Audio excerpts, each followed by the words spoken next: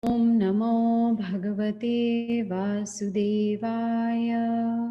Om Namo Bhagavate Vasudevaya. Om Namo Bhagavate Vasudevaya. So we are starting a new chapter today. Chapter number 11 from Bhagavad Gita as it is, entitled The Universal Form, in text number 1. Arjuna Vacha Mad Anugrahya Paramam Guhyam Adhyatma Sapnitam Yat Vyaktam Vachastayena Moho Ayam Vigato Mama.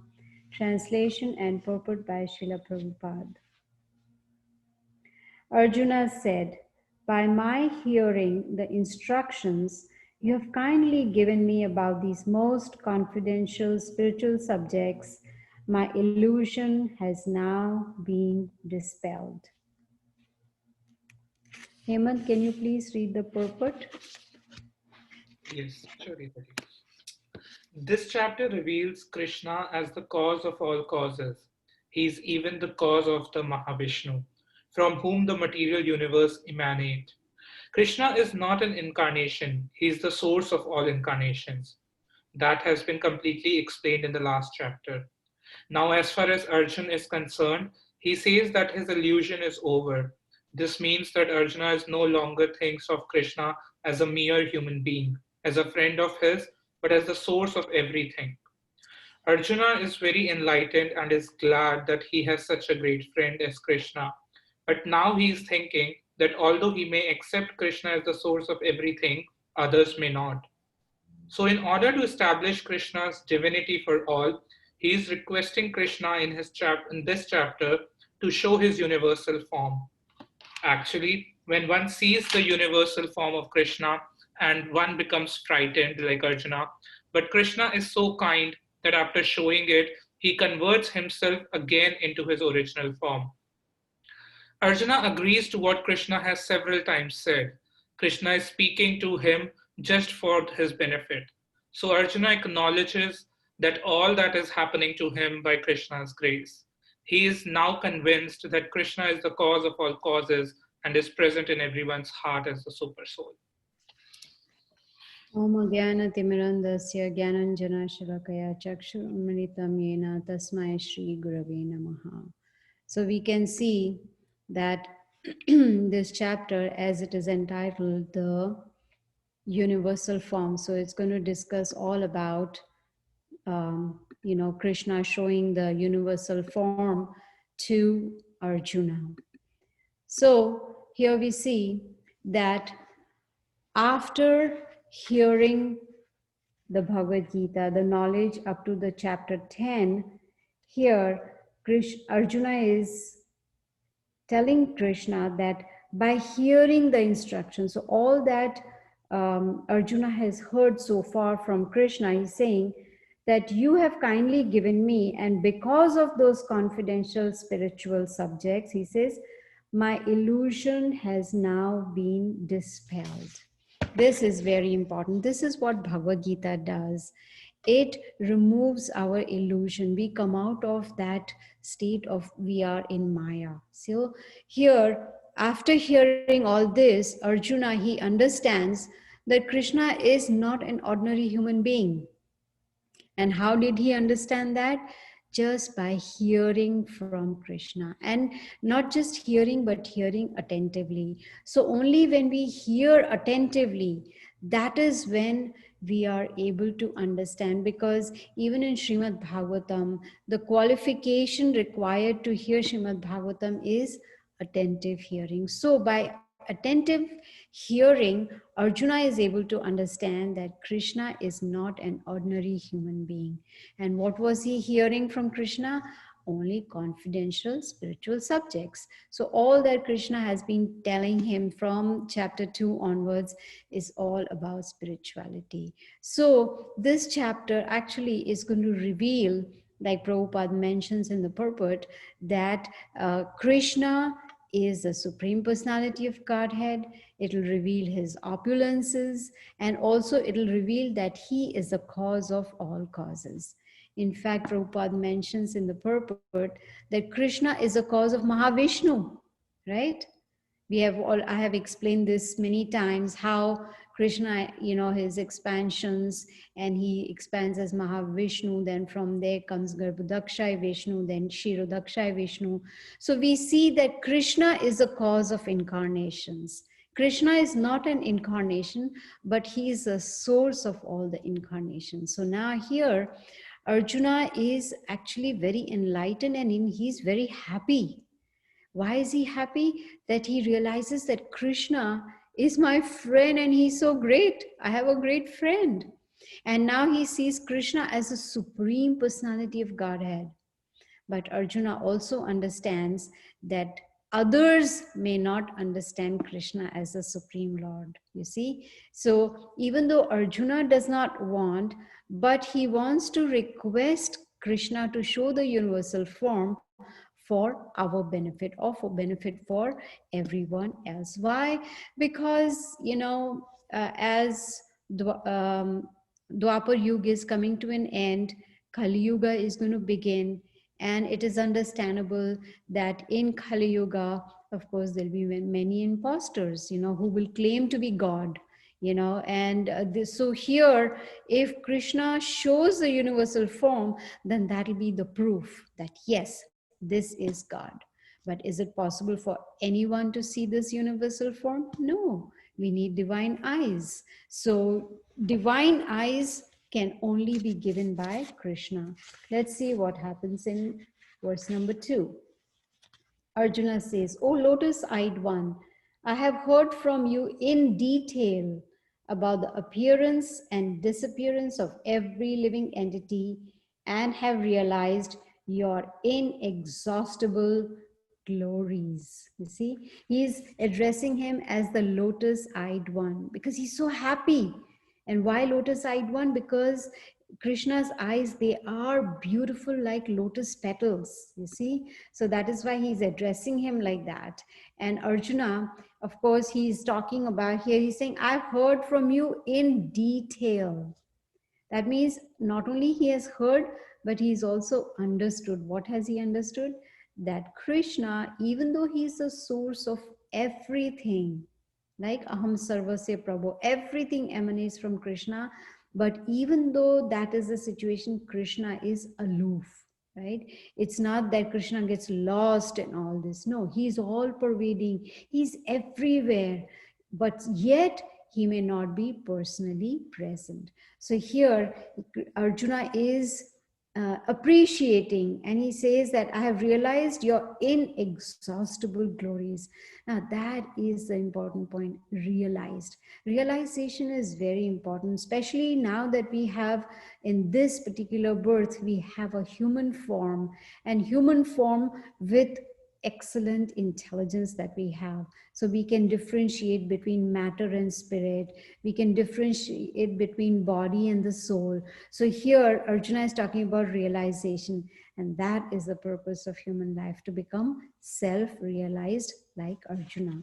Number 3, O greatest of all personalities, O supreme form, though I see you here before me in your actual position as you have described yourself, I wish to see how you have entered into this cosmic manifestation. I want to see that form of yours. You see? So here we can see that Arjuna is he is desiring something. He is presenting his wish to Krishna. What does he want to see? He says, I wish to see you, Krishna, entering into the cosmic manifestation. He wants to see the entire creation in Krishna. He wants to, in other words, see the universal form. That is what he wants to see.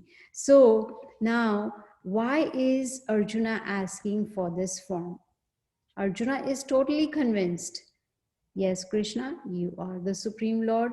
I don't need any proof, but here Arjuna, he is inspired by Krishna's words, and he wants people like us, who may want to know who is God, what does he look like, how great is he. So for our benefit, he's asking for us. And in fact, here he is addressing Krishna as Purushottama, which means he's present everywhere.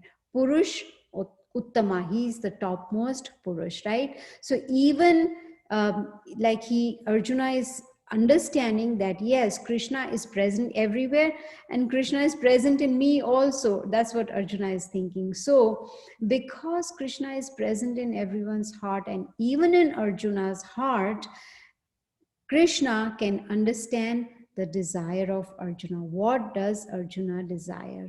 Now, Krishna knows Arjuna is completely satisfied, he is completely convinced, but because of the impostors that may come in the future in Kali Yuga, Krishna recognizes that, and also now he's recognizing the wish that Arjuna has. What is the wish Arjuna has?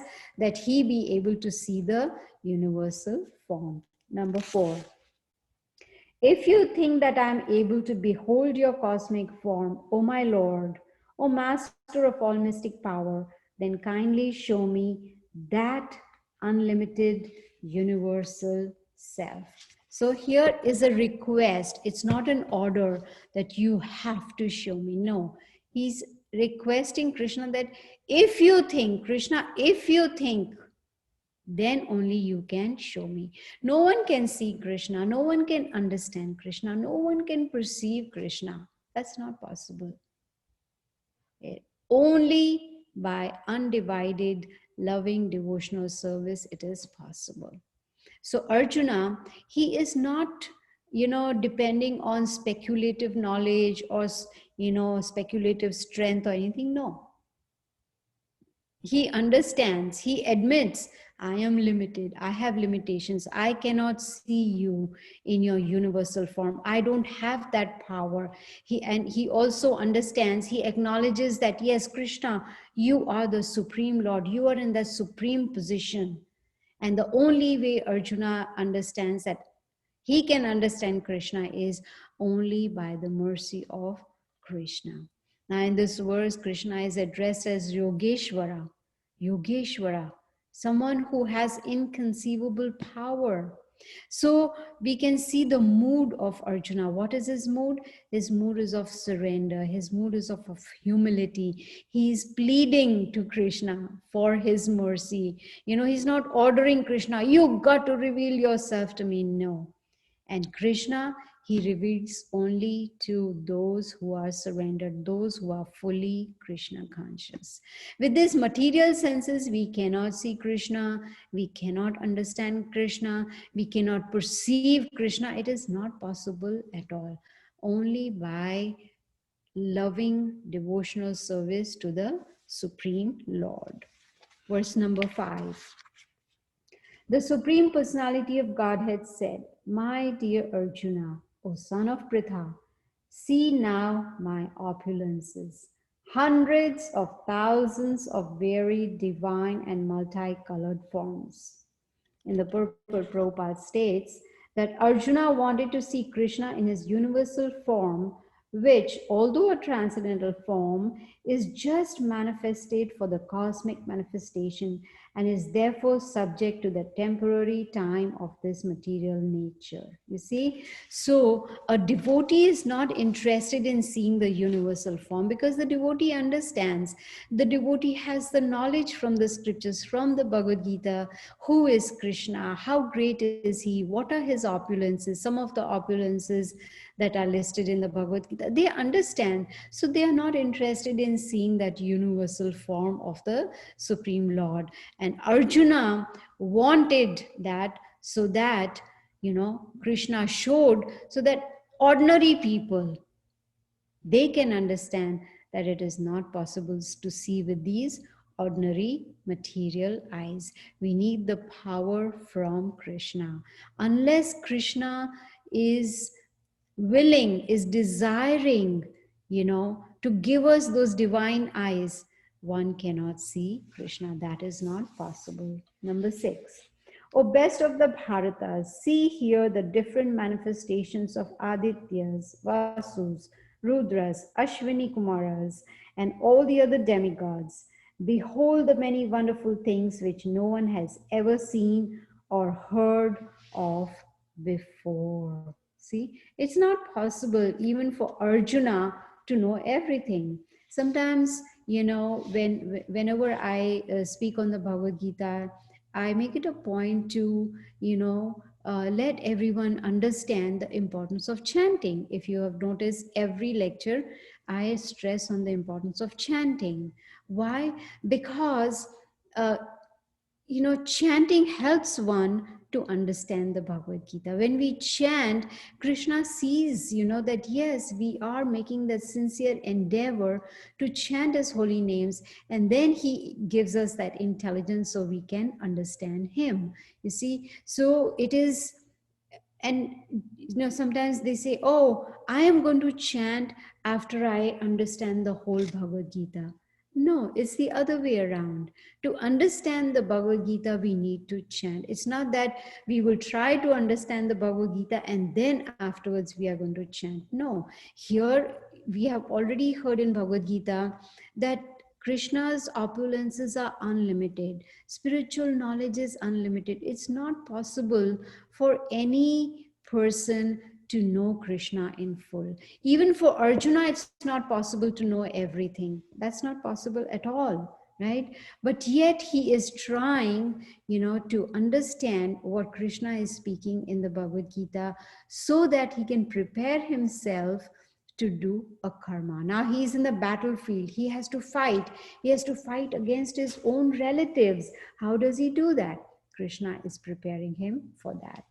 Number 7. O Arjuna, whatever you wish to see, behold at once in this body of mine. This universal form can show you whatever you want, you now desire to see, and whatever you may want to see in the future. Everything moving and non-moving is here completely in one place. How is that possible?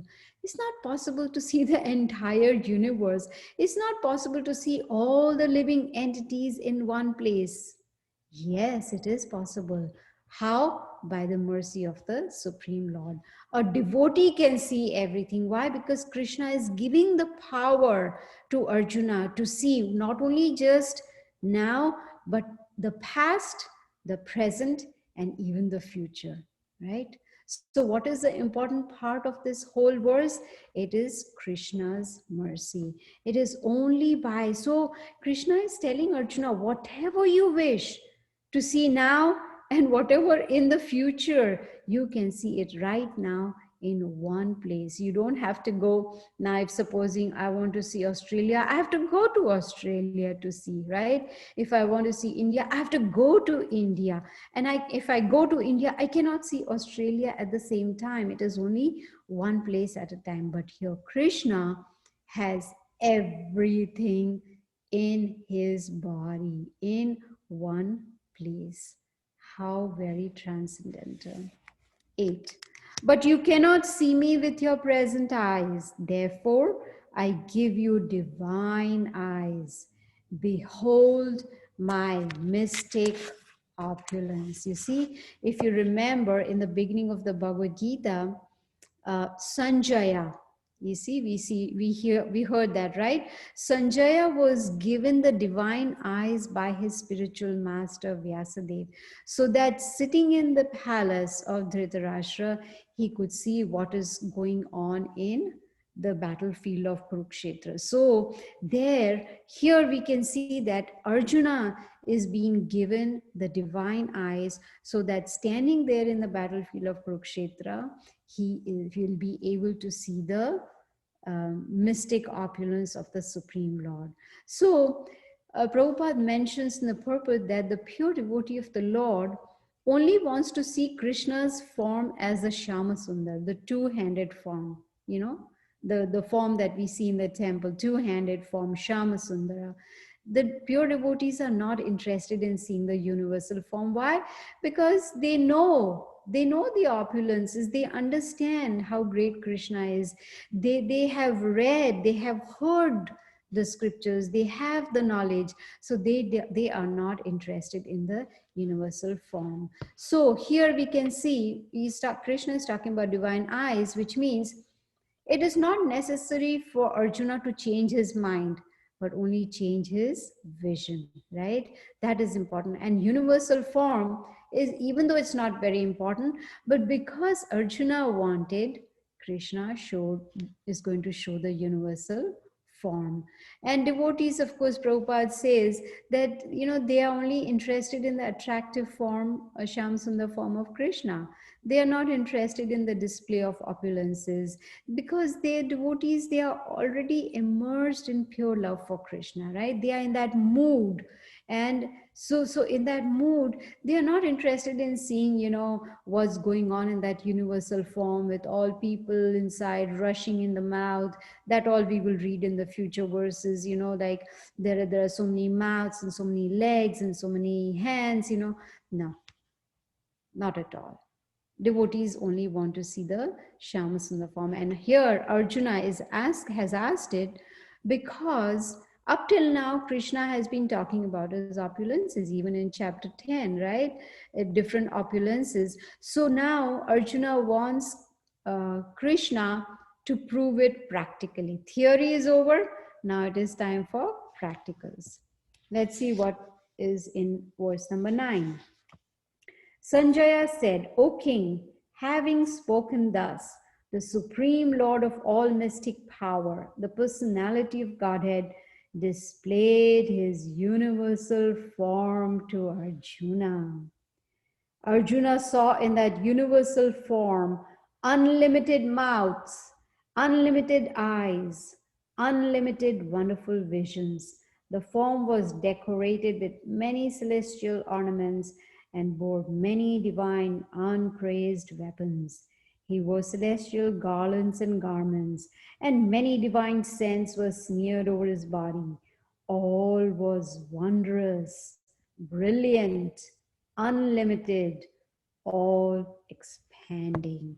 Now we can see there's a lot of repetition. Many words are repeated again and again. As like, so as there is no limit to number, of how many hands and how many mouths and legs. No, there's no limit at all. Even though Krishna is, throughout the universe, the whole universe is spread out, but still by Krishna's grace, Arjuna saw it in one place. That is the inconceivable potency of Krishna. So we can understand from all these verses how great Krishna is, how opulent he is, his mystic opulences. Number 12. If hundreds of thousands of suns were to rise at once into the sky, their radiance might resemble the effulgence of the Supreme Person in that universal form. You see? So, Prabhupada explains that what Arjuna saw was indescribable. But Sanjaya still gave a mental picture to Dhritarashtra. Why mental picture? Because Dhritarashtra was blind, he could not see. So only with explanation about the universal form, Sanjaya was able to give a mental description to Dhritarashtra. How? By the grace of his spiritual master Vyasadeva, who had given him divine eyes. Number 13. At that time, Arjuna could see in the universal form of the Lord the unlimited expansions of the universe situated in one place, although divided into many, many thousands. You see? So you just visualize that Krishna and Arjuna are on the chariot, right? They are on the chariot. And there Arjuna is seeing the universal form while he is on the chariot. Now there is this battlefield. There are so many soldiers around, his relatives, everyone. Others could not see.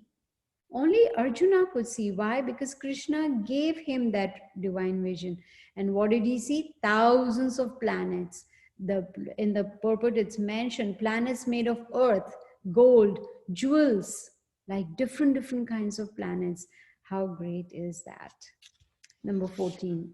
Then, bewildered and astonished, his hair standing on end, Arjuna bowed his head to offer obeisances and with folded hands began to pray to the Supreme Lord. You see? So now, as soon as Arjuna got the divine vision and he saw his relationship with Krishna changed, he understood, I have been considering him as my friend, but now I can understand that he is my spiritual master. And he started offering obeisances. And what was the relationship of Arjuna? It was a relationship now of wonder. He was so happy, so delighted. You know, he was like wondering, wow, look at that. How great is my Supreme Lord. Now, Prabhupada mentions in the purport that Arjuna, what was he like? He was a sober kind of person. He was calm. He was quiet by nature. But as soon as he saw the universal form, he became as ecstatic. Like the verse says, you know, his hair was standing on end. Of course, he was not afraid, but he was very happy. And this was the position of Arjuna. Number 15. Arjuna said, "My dear Lord Krishna, I see assembled in your body all the demigods and various other living entities. I see Brahma sitting on a lotus flower, as well as Lord Shiva and all the sages and divine serpents." So, what's the important part of this verse? He saw all demigods in the body of Krishna. What does that indicate? That indicates that the demigods are also parts of Krishna and they come from Krishna.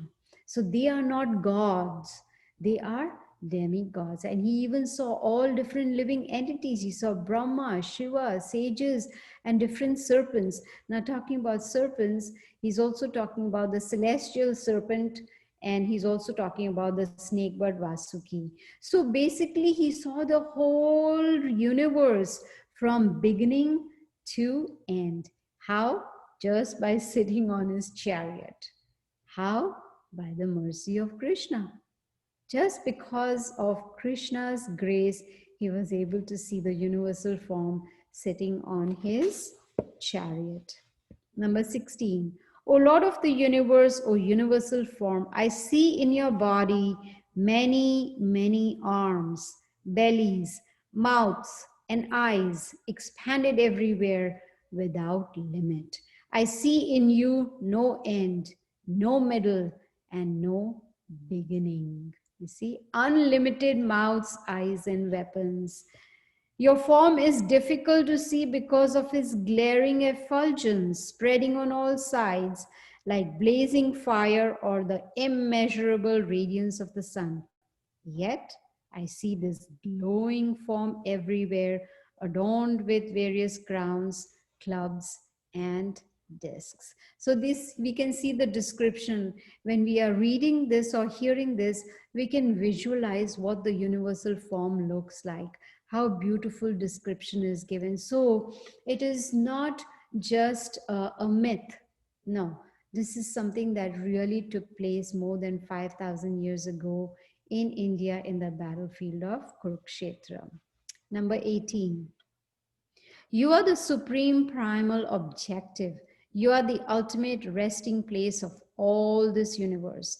You are inexhaustible and you are the oldest. You are the maintainer of the eternal religion, the personality of Godhead. This is my opinion.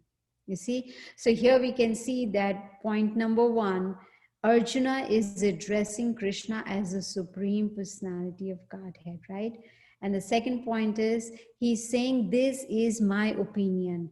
Now, his opinion is not based on mental speculation at all. It is based on scriptures. It's based on what he has heard. It's based on what he is seeing in front of him. So he has already got the knowledge in the form of theory, and now he is seeing the practical part of it. You are without origin, middle, or end. Your glory is unlimited. You have numberless arms, and the sun and moon are your eyes.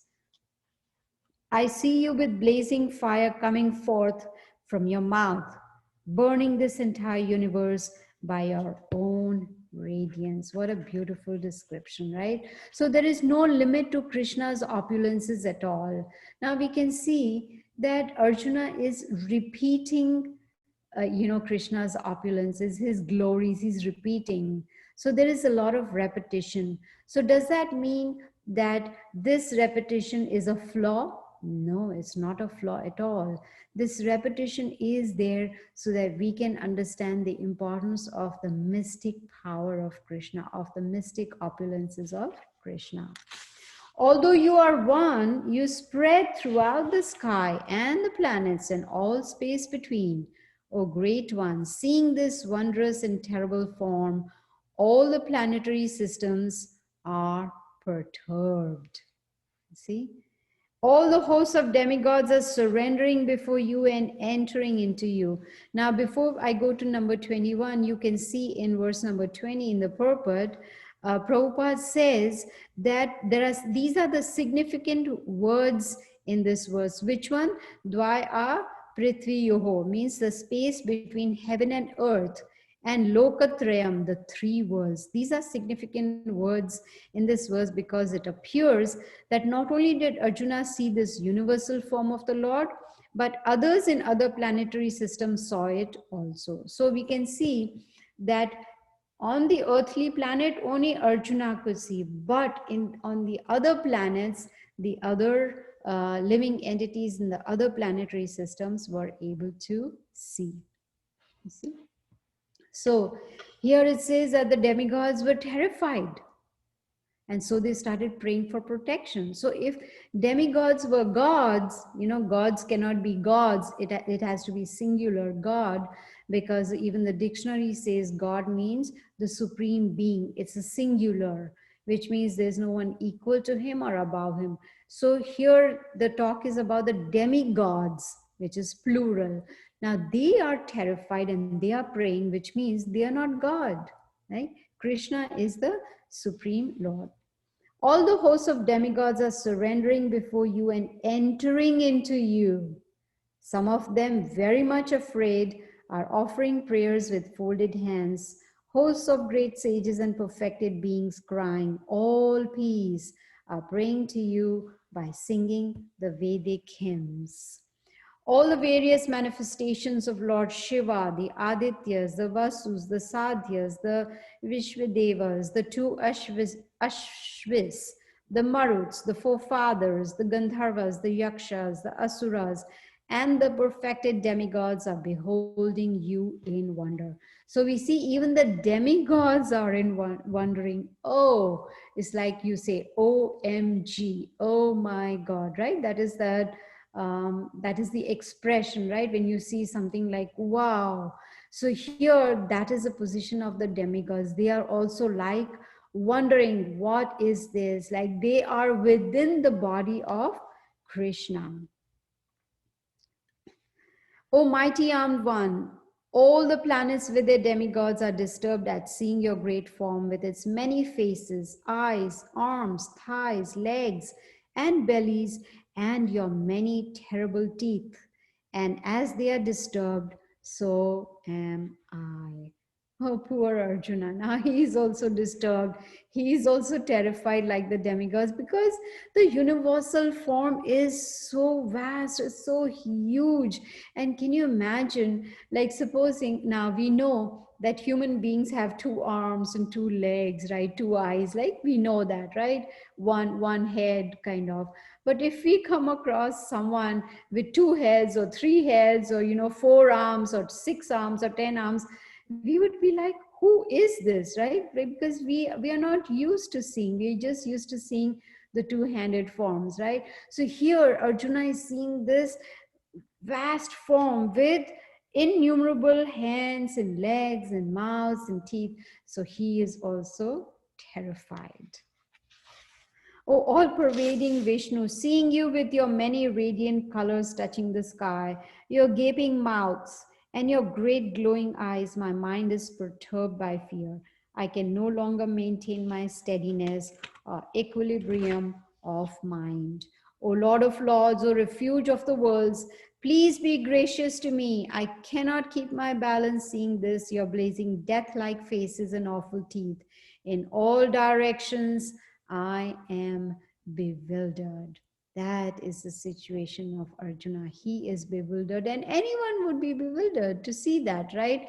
If we see anything unusual, something so huge, something so great, definitely there will be bewilderment.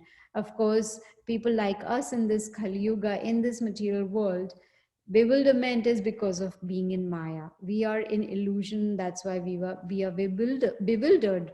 And that is why Krishna has given us Bhagavad Gita, the manual for us, manual for human beings. Why is Bhagavad Gita given to us? So that we can come out of bewilderment, so that we can become self-realized and understand what is the goal of life. All the sons of Dhritarashtra, along with their allied kings, and Bhishma, Drona, Karna, and our chief soldiers also are rushing into your fearful mouths. And some I see trapped with heads smashed between your teeth.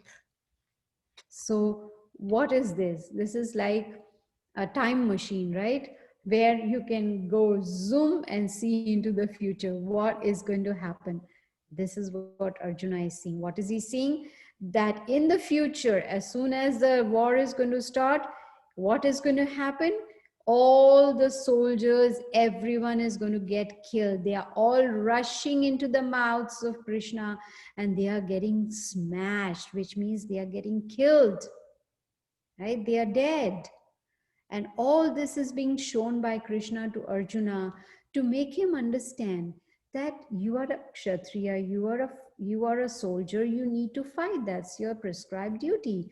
Don't worry about the result. I'm showing you, you are just being an instrument for me. So Arjuna is an instrument for the death of all these soldiers. So besides the Pandavas, everyone else is going to die in this battle. This is what Krishna is trying to show to Arjuna.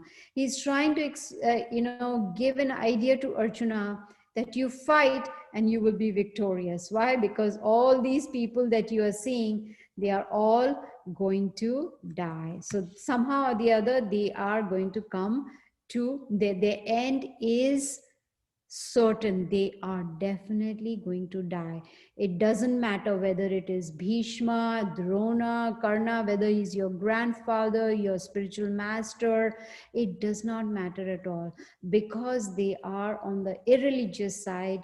They have to die in this war. So here Krishna has given an idea to Arjuna that he should not be afraid at all. He should not, worry about whether I'm going to die or I'm going to live, or, my relatives are going to die. No, just do your prescribed duty of fighting in this war.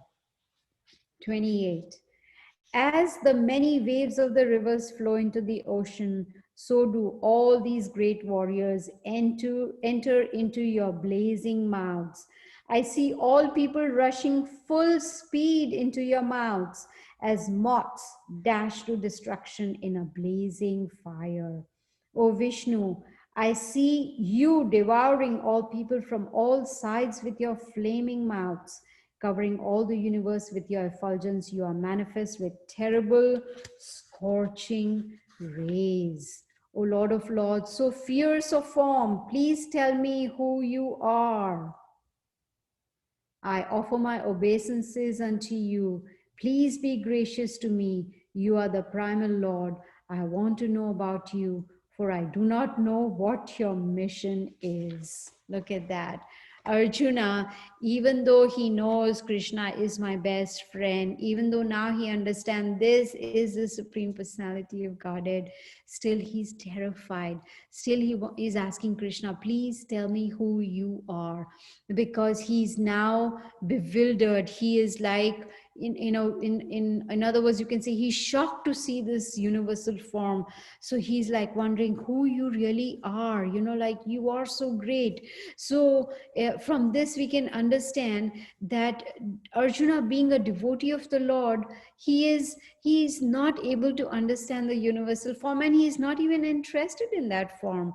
But because he wants us to benefit from this knowledge, he has requested Krishna to show this universal form, so that those who are not interested in performing devotional service to Krishna, those who are not interested in really progressing towards self-realization, for them this universal form is there. So basically what we have learned up till now from verse number 1 through 31 is that Krishna is the Supreme Personality of Godhead. Arjuna is acknowledging based on the scriptures, and he's also explaining, showing to us, Krishna is demonstrating to us that he really is the Supreme Personality of Godhead, and showing us a part of his mystic opulence. And finally, Krishna is showing Arjuna that, look, all these who have gathered here, Bhishma, Drona, Karna, everyone, they are all rushing into the mouth of Krishna, and they are getting squashed, they are getting smashed, they are getting killed. In other words, dear Arjuna, please understand that you are going to be victorious. So this is where I'm going to end today's lecture. Because there is a lot more that we can cover next Wednesday. So I'm going to end here, and I'll see if any of you are interested in asking any questions, if you have any questions.